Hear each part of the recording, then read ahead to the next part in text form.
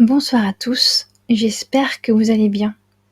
Ce soir, c'est une affaire de disparition étrange et d'une mort qui n'a pas encore de réponse que je vous raconte. Celle d'un jeune homme, Lucas Renou. Dans cette vidéo, je vous raconte avec le plus de détails possible les circonstances de son décès. Lui non plus ne doit pas être oublié. Sans plus attendre, je vous raconte cette histoire. Lucas Renou, né le 28 novembre 1998 à Grenoble dans l'Isère, et décède le 26 juin 2019 à Bonlieu dans le Jura.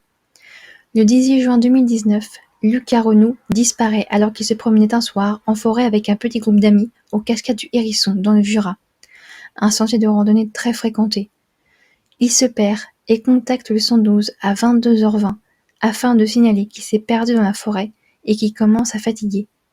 Son corps sera retrouvé 8 jours plus tard dans la zone où tout le monde le recherchait depuis une semaine et les causes de sa mort restent à déterminer. Qu'est-il arrivé au jeune Lucas Renou, pompier volontaire, dans cette forêt très fréquentée qui ne présente aucun danger?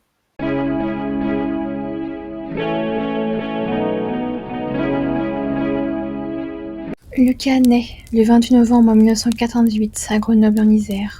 Le 27 mai 2019, il devient bénévole au parc polaire à Chauneuf dans le Doubs pour y apprendre le métier de soigneur animalier.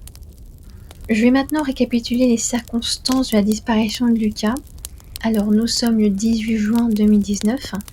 Lucas, 20 ans, et 8 de ses amis partent se promener dans le Jura dans un secteur assez fréquenté, qui sont les cascades du Hérisson, non loin de Lons-le-Saunier.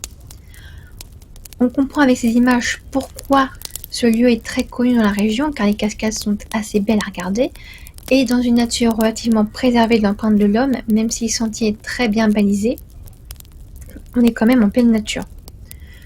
Ce soir-là, Lucas va appeler sa mère vers 17h30 pour discuter un petit peu avec elle et lui souhaiter un bon anniversaire. Il va partir ensuite en cours de soirée avec ses collègues du parc polaire. Voici la dernière image de Lucas prise par un de ses amis ce soir-là. Ensuite, la randonnée se passe très bien et aux alentours de 21h, Lucas perd la trace du groupe avec qui il fait cette petite randonnée. Mais on ne sait pas encore pourquoi ni comment a-t-il fait pour ne pas les perdre de vue, car le sentier de randonnée est bien balisé. Certes, il est de difficulté moyenne, mais il n'est pas accidenté, il est assez safe, parce que c'est un sentier familial. Ses collègues, eux, vont se rendre compte de sa disparition lorsqu'ils arrivent au parking, parce que Lucas ne rejoint pas son véhicule. Alors, ils vont peut-être tenter de l'appeler à plusieurs reprises sur son portable, ils vont peut-être chercher aux alentours du parking, l'appeler aussi par son prénom dans la forêt, et ils n'auront pas de réponse. Eux ne retrouveront jamais Lucas. On a des données comme quoi Lucas a appelé le 112, c'est le numéro d'appel d'urgence européen. Il appelle ce numéro vers 22h20. À l'autre bout du fil, à l'interlocuteur, il dira que ça fait 1h30 qu'il est perdu dans les bois, qu'il n'arrive pas à retrouver son chemin et qu'il commence à se fatiguer. La réponse de l'interlocuteur, c'est que Lucas va continuer de chercher son chemin par lui-même, qu'il ne recevra pas d'aide.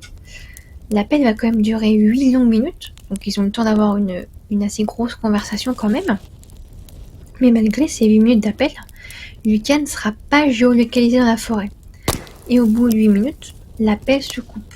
À savoir si c'est Lucas qui coupe l'appel, parce que ça l'a peut-être un petit peu énervé de ne pas recevoir d'aide, ou si c'est le 112 qui coupe de façon automatique les appels au bout d'un certain temps.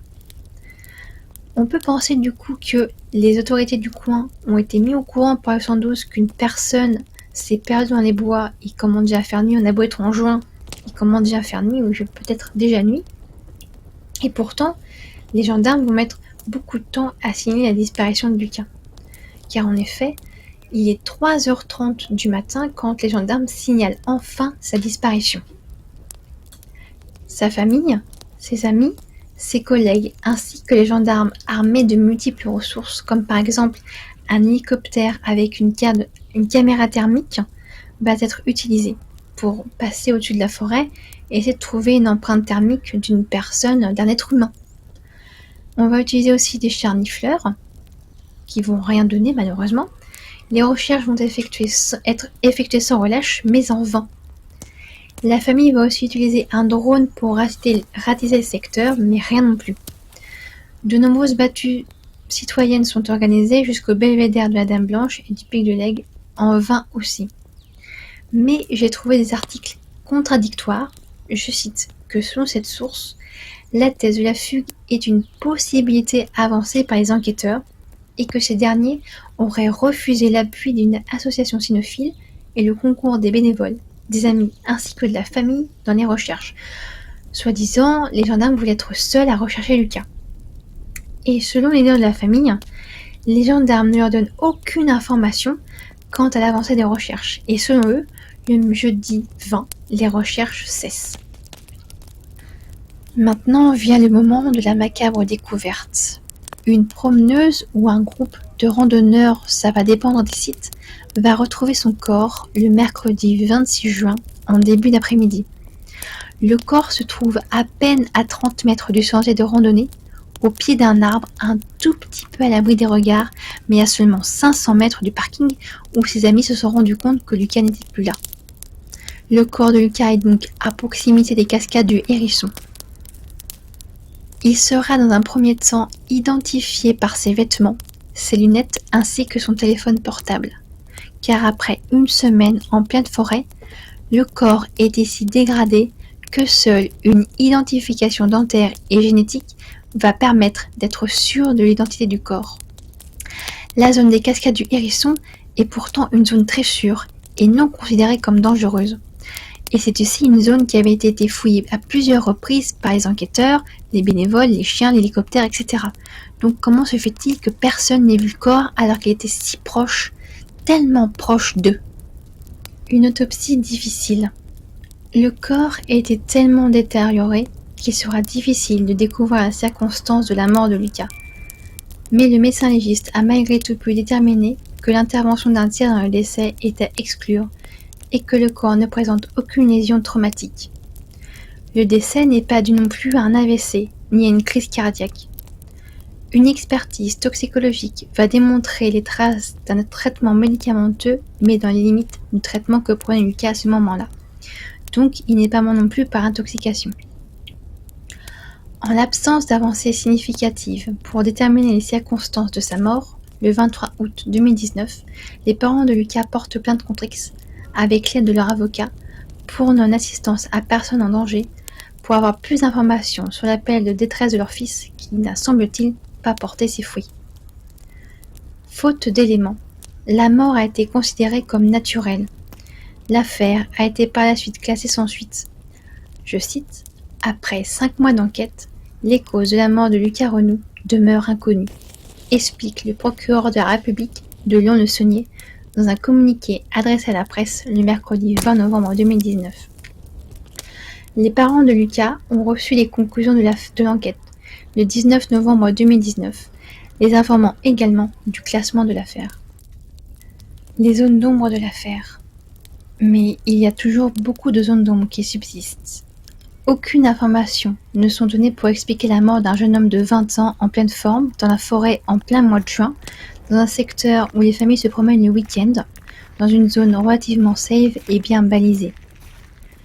Les parents de Lucas ne verront jamais son corps. Le cercueil sera scellé.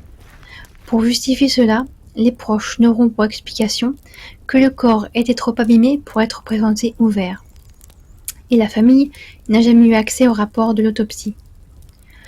Le corps de Lucas sera retrouvé dans le secteur où il avait disparu, donc dans la zone de recherche pendant plusieurs jours, avec des gendarmes entraînés, des chiens, un hélicoptère et des volontaires.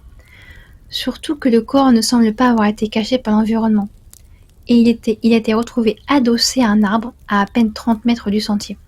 Donc, pourquoi personne ne l'a vu? Pourquoi les chiens ne l'ont pas senti? Les services de secours du 112 ne semblent pas avoir répondu de la façon la plus appropriée à la détresse de Lucas, car, selon le père de Lucas, les gendarmes ont été contactés par les amis de Lucas qui ont signalé sa disparition, et non pas par le 112. Quand on se rend compte du nombre de personnes qui disparaissent en forêt ou qui y trouvent la mort, cela peut faire froid dans le dos. Un youtubeur et auteur s'est consacré à ce type de disparition. Je vous donne son nom, il s'appelle Lionel Camille. Il publie de façon assez régulière sur sa chaîne YouTube et il a déjà écrit plusieurs ouvrages à ce sujet.